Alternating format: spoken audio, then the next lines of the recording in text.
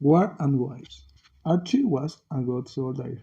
After all his time in the Canadian forest, he was very good at shooting. He could sight quietly for hours and watch for enemies. One soldier remembers thinking that Archie was Indian or half Indian. Nobody could hide from enemy soldiers as well as Archie. The war was terrible.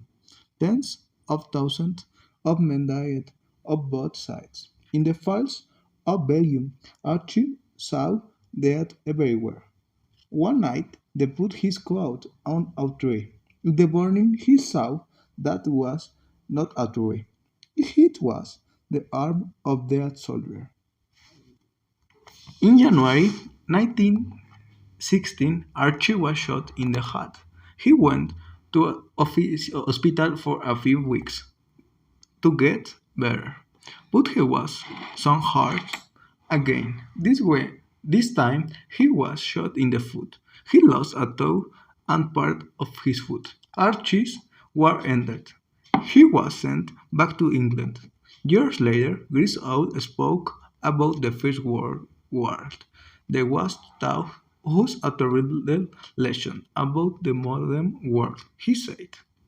Hyde was more savage than any native people. Maybe he didn't believe this when he was older, would immediately after the war. Archie seemed to want the modern world again. He spent a long time in hospital in England. He even stayed in hospital in his hometown, Hastings. His aunt visits him, but Archie was very lonely. He owns had an Indian. He should call his old school friendly on Holmes. Archie was an unusual man, but Abby's life was different too. She was 26 and he works as a dancer. Before the war, she traveled around Europe. Archie seemed very excited to her. He loved the stories that he told her. Ivy helped him to get better after his terrible time in the war. The two became very close. On February 10, 1917, Archie and Ivy were married at beautiful church in a small town near Hastings. Of course, Ivy did not down. Archie was still married to Angel in Canada. What was Archie thinking? Was he trying to forget his life? He's an Indian. As usual, white Archie Bellline. The answer is a mystery. In March 1917, Archie's foot was much better and the house well again. He told Ivy his hope. He wanted them to go back Canada, Dobisco.